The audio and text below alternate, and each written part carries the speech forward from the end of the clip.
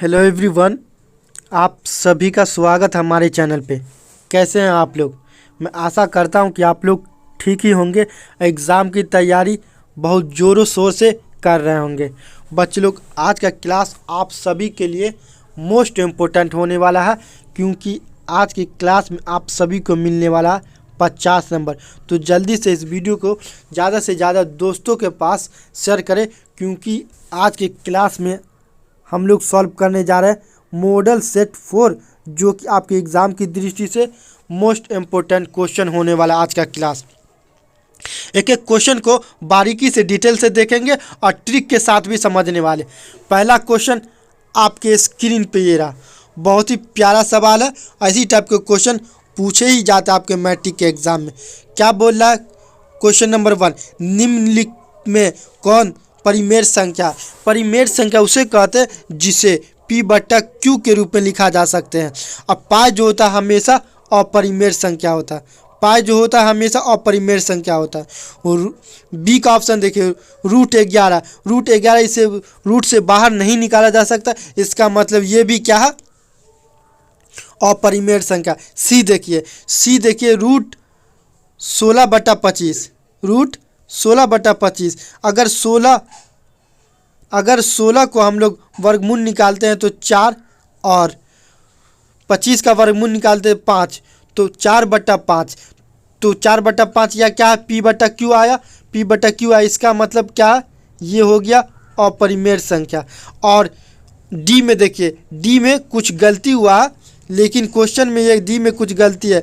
√57 होनी चाहिए। √57 होनी चाहिए, तो पहला का करेक्ट ऑप्शन हो जाएगा सी, परिमेय संख्या। नेक्स्ट क्वेश्चन की ओर बढ़ते हैं। क्वेश्चन नंबर 2 आपके स्क्रीन पे ये रहा। बहुत ही प्यारा सवाल है। ऐसी टाइप के क्वेश्चन आपके मैट्रिक के एग्जाम में पूछे ही जाते हैं। एक एक क्वेश्चन आपके एग्जाम की दृष्टि से मोस्ट इम्पोर्टेंट है। एक एक क्वेश्चन को बनाते चलना है और फार्मूला भी याद करते चलना है। संख्या 95 और 152 का मौसो होगा। मौसो कैसे निकाला जाता है?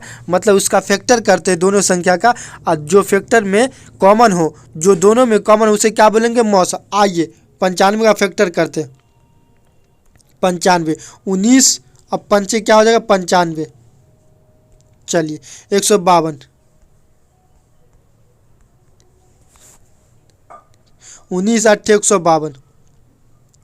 तो 5 और 8 में तो कोई कॉमन है नहीं, लेकिन 19 और 19 क्या है? कॉमन है। 19 और 19 दोनों में है, 95 में भी है, 152 में भी है। इसका मतलब क्या है कि दोनों संख्या का मौसम क्या हो जाएगा? 19। ऑप्शन देखिए, ऑप्शन बी हो जाएगा करेक्ट ऑप्शन दूसरा का। तीसरे क्वेश्चन की ओर बढ़ते। क्वेश्चन नंबर 3 आपके स्क्रीन पे ये रहा। बहुत ही प्यारा सवाल है और ये क्वेश्चन पूछे जाएंगे। VVI लिख लिया, आप नोट करते चले। तीसरा क्वेश्चन, द्विघात बहुपद x² + 3x + 2 का एक शून्याङ्क होगा। +2 का एक शून्याङ्क होगा। अब शून्याङ्क का पूछ रहा है, दोनों का शून्याङ्क कैसे होगा? द्विघात बहुपद के हम लोग जानते हैं कि 2 शून्याङ्क होते हैं, x² + 3x + 2। अब यहाँ देखिए, यहाँ पे कॉन्सेप्ट ट्रिक लगाइए। शून्याङ्क निकालने के लिए थोड़ा टाइम लगेगा, ठीक, लेकिन यहाँ मैं ट्रिक से बता रहा हूँ, आप लोग 1 सेकंड में शून्याङ्क निकाल सकते हैं। क्या है? x² + 3x + 2। इसका मतलब कोई भी टर्म माइनस में नहीं है। जब कोई भी टर्म माइनस में ना हो, प्लस में ना, माइनस में ना हो, तो इसका क्या होगा? दोनों शून्याङ्क क्या हो जाएगा? नेगेटिव में चला जाएगा। अल्फ़ा भी नेगेटिव में जाएगा और बीटा भी नेगेटिव में जाएगा। ऑप्शन में देखिए, दोनों शून्याङ्क नेगेटिव में कौन है? माइनस में क्या? तो ए में नहीं है, बी में नहीं, सी में नहीं, तो करेक्ट ऑप्शन हो जाएगा डी, तीसरा का -1 और -2 बहुपद x² + 3x + 2 का शून्याङ्क होगा। क्वेश्चन नंबर 4 की ओर बढ़ते। क्वेश्चन नंबर 4 भी बहुत प्यारा सवाल है और इसी टाइप के क्वेश्चन आपके मैट्रिक के एग्जाम में पूछे ही जाएंगे। क्वेश्चन नंबर 4, यदि बहुपद px = x² - 2x + 5 के शून्याङ्क a और b, तो a और b का मान चाहिए। शून्याङ्क अल्फ़ा और बीटा होता, लेकिन अल्फ़ा के बदले में क्या दिया? a, और बीटा के बदले में क्या दिया? b। ए बी का मान पूछ रहा, तो a अल्फ़ा गुने बीटा, मतलब ए गुने बी, ए गुने बी, अल्फ़ा गुने बीटा बराबर क्या होता है सी बाय। फार्मूला याद करते चले, फार्मूला याद करते चले। सी का मान देखिए, सी होता है अचर पद, अचर पद समीकरण में देखिए 5, और ए मतलब एक्स स्क्वायर का गुणांक, एक्स स्क्वायर का गुणांक यहाँ देखिए समीकरण में 1, तो 5 हो जाएगा। ए गुने बी का मान कितना 5, ऑप्शन में देखिए, ऑप्शन क्या, ए इज ए करेक्ट ऑप्शन, चौथा का। नेक्स्ट क्वेश्चन की ओर बढ़ते हैं। नेक्स्ट क्वेश्चन बहुत ही इम्पोर्टेंट क्वेश्चन, और ये क्वेश्चन तो मैं 100% गारंटी के साथ बोला ये क्वेश्चन आएगा। क्वेश्चन नंबर 5, यदि अल्फ़ा बीटा द्विघात बहुपद एफ एक्स बराबर x square plus 2x plus 3 का शून्याङ्क हो तो 1/अल्फ़ा और प्लस 1/बीटा का मान निकालिए। आइए 1/अल्फ़ा प्लस 1/बीटा का जब इसको सॉल्व करेंगे तो ऊपर क्या आ जाएगा, अल्फ़ा प्लस बीटा और नीचे अल्फ़ा गुने बीटा। और अल्फ़ा प्लस बीटा का फार्मूला आप लोगों को तो याद होगा, माइनस बी वाई, तो एक का मान तो यहाँ माइनस बी बाय ए, और अल्फ़ा गुने बीटा का मान सी बाय ए से कैंसिल, बचा क्या, माइनस बी बाय सी। माइनस बी मतलब बी जो होता है एक्स का गुणांक होता है, तो -2 और सी का मान देखे 3, -2/3। आंसर क्या आया, -2/3। ऑप्शन में देखिए -2/3, B is a correct option 5 का। अगले क्वेश्चन की ओर बढ़ते हैं। क्वेश्चन नंबर 6 आपके स्क्रीन पे ये रहा। ये क्वेश्चन आपके मैट्रिक के एग्जाम में पूछे ही जाएंगे, आप लोगों को याद करते चलना है। क्वेश्चन को याद करते चलना और समझते चलना। क्या बोल रहा है क्वेश्चन नंबर 6, समीकरण निकाय संपाती रेखा प्रदर्शित करता है, तो हल होंगे एक हल या दो हल, अनेक हल, एक भी हल नहीं, अनेक हल या अद्वितीय हल। चलिए संपाती रेखा पहले समझते। एक समीकरण का ग्राफ इसी तरह होगा रेखा, और दूसरी समीकरण का भी इसी पे होगा, दूसरी समीकरण का भी इसी पे होगा। इसका मतलब दोनों रेखा एक दूसरे के ऊपर चढ़ा हुआ है, इसका मतलब समीकरण का निकाय का क्या होगा, अनेक हल होगा, अनंत हल होगा। ऑप्शन में देखिए क्वेश्चन नंबर 6 का करेक्ट ऑप्शन हो जाएगा सी। अगले क्वेश्चन की ओर बढ़ते हैं। क्वेश्चन नंबर 7 आपके स्क्रीन पे ये रहा। बहुत ही प्यारा सवाल है और अच्छा सवाल है। इसी टाइप के क्वेश्चन आपके मैट्रिक के एग्जाम में पूछे ही जाते हैं।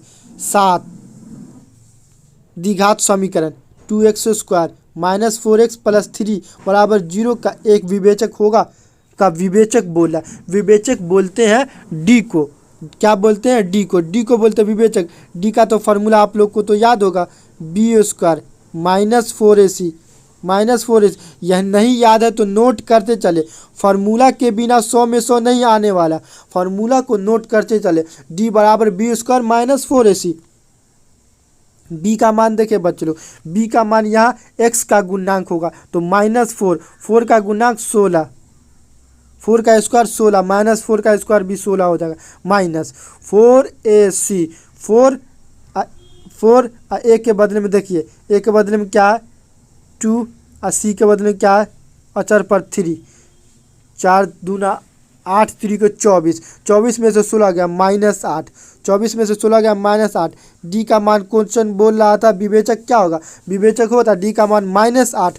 ऑप्शन में देखिए -8 क्या है, सी इज करेक्ट ऑप्शन 7 का। अगले क्वेश्चन की ओर बढ़ते हैं।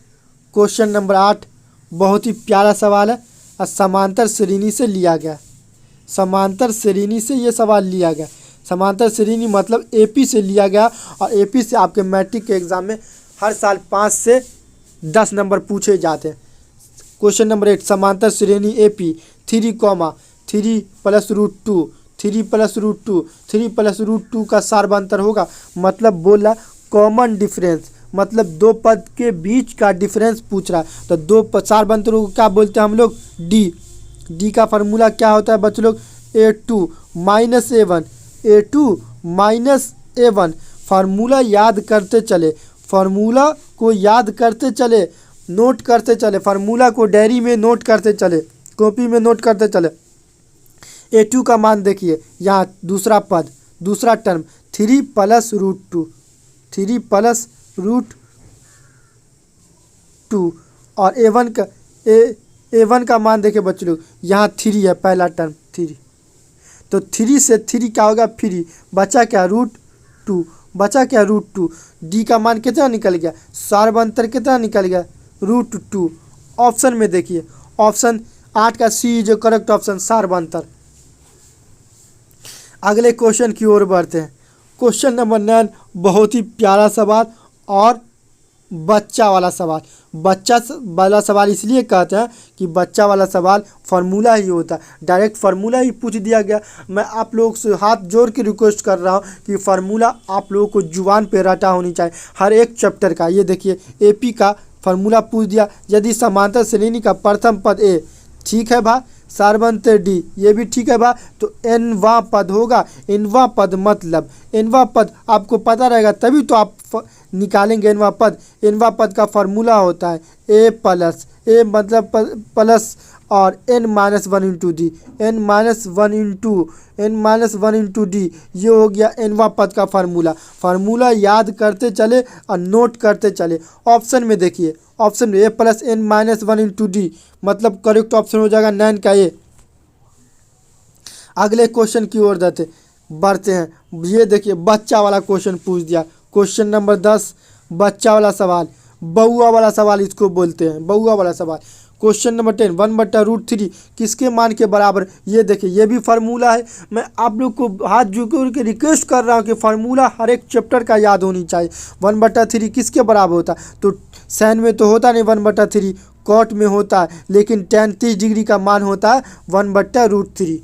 करेक्ट ऑप्शन हो जाएगा 10 का सी। अगले क्वेश्चन की ओर बढ़ते, ये भी देखिए ये भी डायरेक्ट फार्मूला ही है। क्वेश्चन नंबर 11 भी डायरेक्ट फार्मूला ही है। क्या बोल रहा है क्वेश्चन नंबर 11,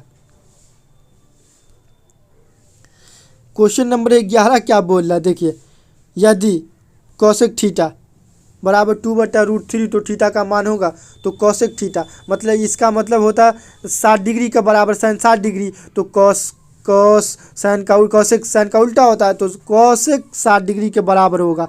2/√3 कॉसेक 60 डिग्री मतलब थीटा का मान क्या हो जाएगा 60 डिग्री। करेक्ट ऑप्शन हो जाएगा 11 का बी।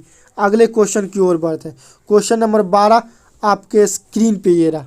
ये थोड़ा कॉन्सेप्ट वाला सवाल है, इसको सॉल्व करना पड़ेगा। क्वेश्चन नंबर 12 यदि कॉस उसका 30 प्लस साइन उसका 60 बराबर x साइन 90 तो x बराबर होगा। चलिए कॉस स्क्वायर को भूल जाए, पहले कॉस 30 डिग्री का मान चाहिए। तो कॉस 30 डिग्री बराबर क्या होता है √3/2। देखिए आप लोगों को फार्मूला तो याद रहनी ही चाहिए। √3/2 स्क्वायर है तो स्क्वायर लगाएं, plus sine 60 degree, sine 60 degree का मान क्या होता है √3/2, स्क्वायर है तो स्क्वायर लगाएंगे बराबर x और साइन 90 डिग्री बराबर क्या होता है 1। चलिए इसको सॉल्व करेंगे 3/4, क्योंकि स्क्वायर से रूट हट जाएगा 3 और 2 का पावर 2 है तो 2 दूना 4, इस ये भी क्या हो जाएगा, ये भी क्या होगा 3/4 बराबर x। सॉल्व करेंगे 3 और 3 6, 6/4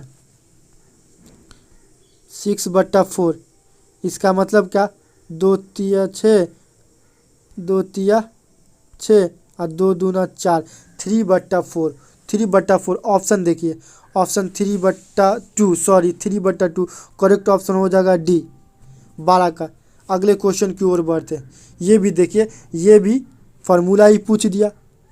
फार्मूला बार बार पूछे ही जा रहे हैं, फार्मूला बार बार पूछे ही जाते हैं। एग्जाम में भी इस तरह के क्वेश्चन पूछे जाते हैं। डायरेक्ट फार्मूला सेक उसका थीटा -1 बराबर, सेक उसका थीटा -1 बराबर क्या होता है tan उसका theta. Direct formula. Question number 13 का करेक्ट ऑप्शन सी। अगले क्वेश्चन की ओर बढ़ते, ये भी डायरेक्ट फार्मूला ही पूछ दिया, इसमें थोड़ा दिमाग दौड़ाना पड़ेगा लेकिन। Question number 14 nine cosec square theta minus cot उसका थीटा बराबर। यहाँ पे क्वेश्चन मिसप्रिंट है, क्वेश्चन यहाँ पे मिसप्रिंट है। आप बोलिएगा सर क्या है, कैसे मिसप्रिंट है। यहाँ पे नैन होनी चाहिए, नैन नैन नैन कॉट उसका थीटा होगा, तो नैन कॉमन लिए, नैन कॉमन लिए तो बचा का कॉसेक स्क्वायर थीटा और माइनस कॉट उसका थीटा। और कोसेक उसका थीटा और माइनस कॉट इसका थीटा बराबर 1, तो 9 गुने 1 बराबर क्या होगा 9। ऑप्शन में देखिए 9 क्या CEJ करेक्ट ऑप्शन हो जाएगा 14 का। अगले क्वेश्चन की ओर बढ़ते हैं। क्वेश्चन नंबर 15 बहुत ही प्यारा सवाल है और ये क्वेश्चन आपके मैट्रिक के एग्जाम में पूछे ही जाएंगे। क्या बोल रहा है क्वेश्चन नंबर 15, यदि tan थीटा बराबर 4/3 तो sin theta minus cos theta बट्टा sin theta plus cos theta का मान होगा। चलिए पहले tan थीटा कितना दिया 4/3, tan को क्या कर सकते हैं sin थीटा बट्टा कॉस थीटा बराबर कितना दिया 4/3। मान किसका निकालना sin theta minus cos theta बट्टा sin theta plus cos theta.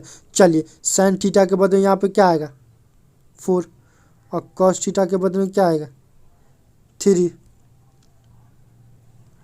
तो 4 में 4 में से 3 गया 1। चलिए नीचे 4 + 3 7 1/7। ऑप्शन में देखिए 1/7 करेक्ट ऑप्शन हो जाएगा बी 15 का। अगले क्वेश्चन की ओर बढ़ते हैं। बहुत ही प्यारा क्वेश्चन और ये क्वेश्चन 110% आपके मैट्रिक एग्जाम में पूछे ही जाएंगे। क्वेश्चन नंबर 16 क्या है question number 16, tan 52 into tan 38 का मान होगा। जब भी इस तरह का सवाल हो तो अब देखिए पहले ये मिलाइए एंगल तो ये 38 डिग्री और ये 52 डिग्री दोनों मिलकर 90 डिग्री हो रहा, इसका मतलब 1 हो जाएगा। इसका मतलब आंसर क्या हो जाएगा 1, तो करेक्ट ऑप्शन हो जाएगा 16 का बी। अगले क्वेश्चन की ओर बढ़ते हैं। क्वेश्चन नंबर 17 अच्छा सवाल है और कॉन्सेप्ट बेस सवाल है। क्या बोला क्वेश्चन नंबर 17, एक ऊर्ध्वाधर छड़ की लंबाई तथा उसकी छाया की लंबाई का अनुपात 1/√3 हो तो सूर्य का उन्नयन कोण होगा। आइए tan थीटा बराबर लंबा बटा आधार तो 1/3 दे दिया गया 1/3।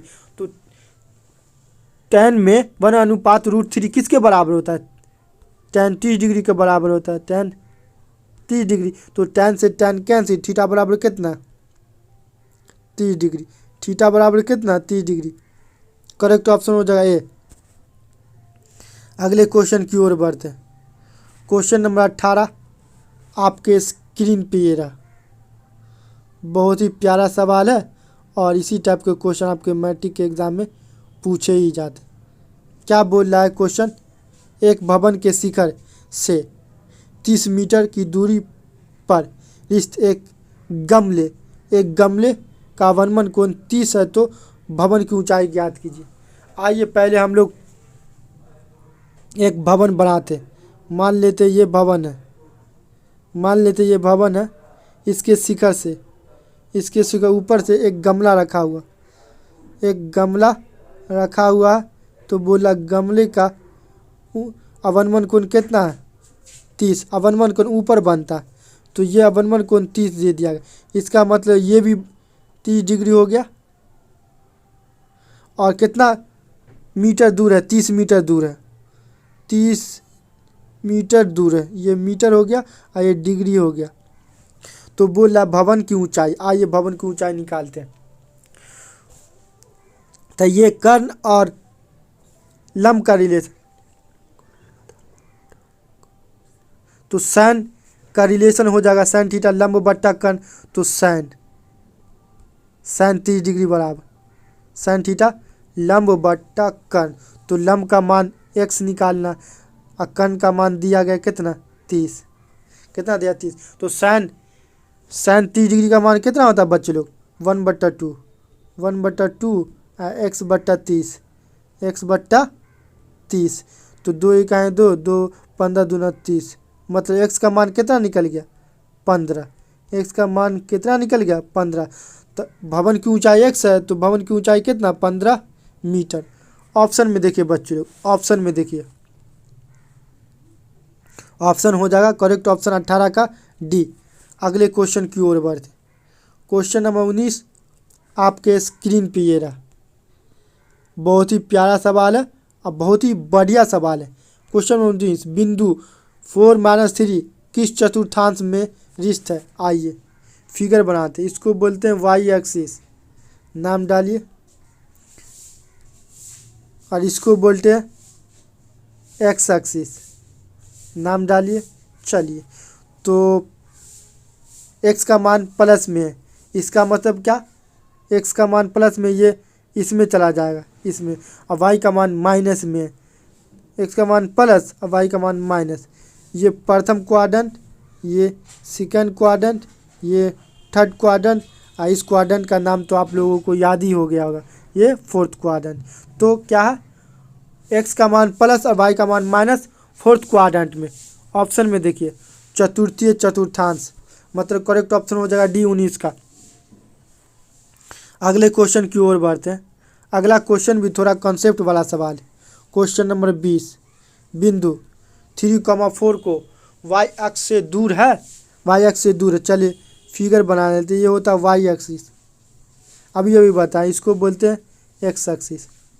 तो 3,4 मतलब प्लस प्लस प्लस प्लस, प्रथम चतुर्थांश में 3,4 बोला वाई अक्ष से दूर है। वाई अक्ष से दूर है, इसका मतलब वाई अक्ष से दूर, इसका मतलब एक्स अक्ष की ओर चलेगा।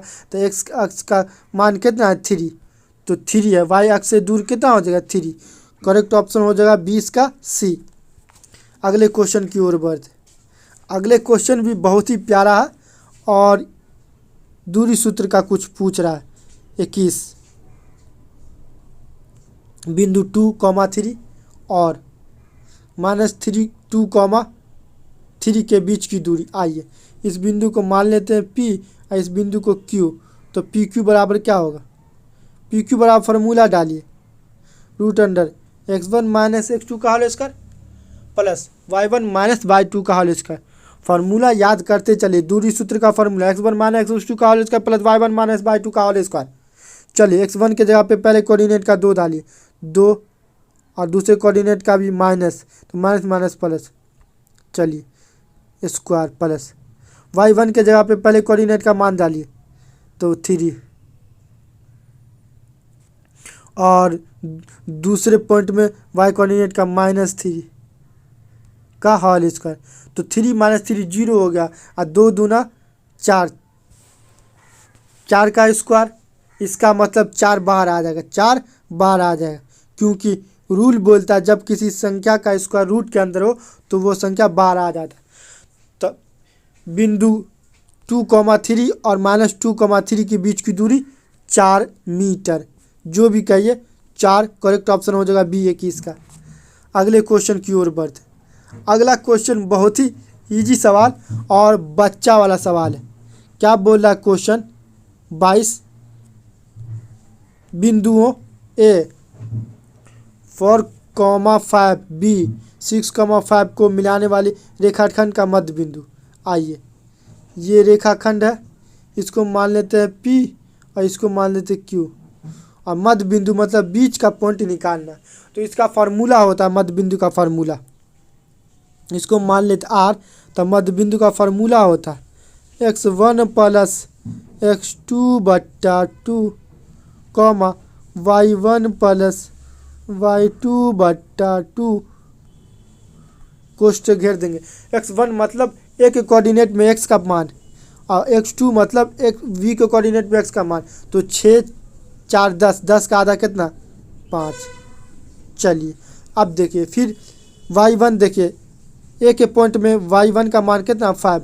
फिर y2 देखिए, b के कोऑर्डिनेट y का मान देखिए 5। तो 5, 5, 10, 10/2 मतलब 5, 5,5 r का कोऑर्डिनेट हो गया। किसका कोऑर्डिनेट हो गया? r coordinate. ऑप्शन में देखिए बच्चे लोग, ऑप्शन करेक्ट ऑप्शन हो जाएगा 22 का बी। अगले क्वेश्चन की ओर बढ़ते हैं। क्वेश्चन नंबर 23 आपके स्क्रीन पे ये रहा। अब बहुत ही प्यारा सवाल है, ऐसी टाइप के क्वेश्चन आपके मैट्रिक के एग्जाम में पूछे ही जाते। 23 ABC में AB और AC के मध्य बिंदु D और E इस प्रकार है कि D समांतर BC तथा BC बराबर 8 सेमी, तब D का मान होगा। पहले फिगर बना लेते, फिगर मतलब चित्र बना लेते, उसके बाद क्वेश्चन को सॉल्व करेंगे। चलिए ये ट्रायंगल है, क्योंकि हम लोगों ने चित्र के द्वारा बात ज़्यादा समझ में आता। ए B, ये हो गया C, ये दोनों ये हो गया D और E। D समांतर है BC के, और मध्य बिंदु भी है। और क्या, मध्य बिंदु भी। इसका मतलब ये और ये बराबर है, ये और ये बराबर है। तो बोल क्या रहा है, DE का मान चाहिए, मतलब इसका मान चाहिए। D बराबर x का मान चाहिए। तो BC बराबर क्या होगा, DC डायरेक्ट लगा निकाल दीजिए। BC बराबर B और C बराबर, BC बराबर 2DE। D क्लास 9th का थ्योरम है। BC का मान कितना, 8 बट्टा 2। D कितना, 2 दूना 4, मतलब D का मान कितना निकल गया, 4। D का मान कितना निकल गया, 4। ऑप्शन में देखिए 4 कौन सा ऑप्शन है, 4 C जो करेक्ट ऑप्शन था इसका। अगले क्वेश्चन की ओर बढ़ते हैं। क्वेश्चन नंबर 24 आपके स्क्रीन पे ये रहा। बहुत ही प्यारा सवाल है और कॉन्सेप्ट वाला सवाल है।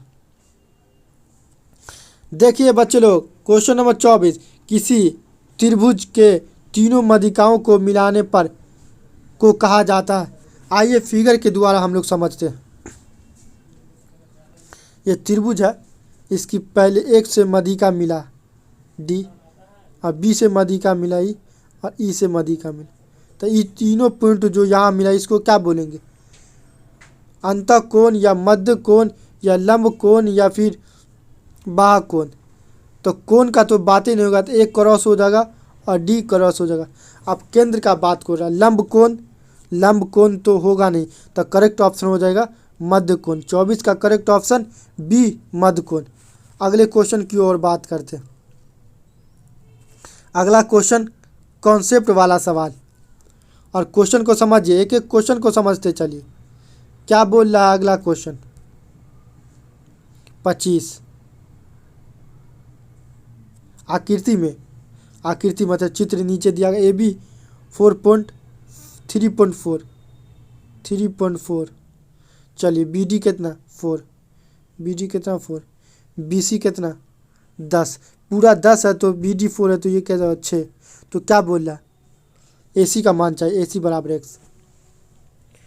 तो देखने से नज़र आ रहा कि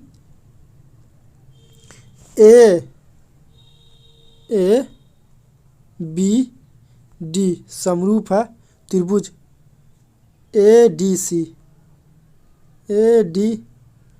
के, और समरूप त्रिभुज के संगत भुजा का अनुपात समानुपाती होता है। आइए संगत भुजा का अनुपात लेते हैं।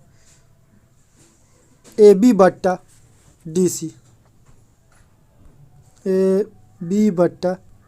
DC बराबर AC बट्टा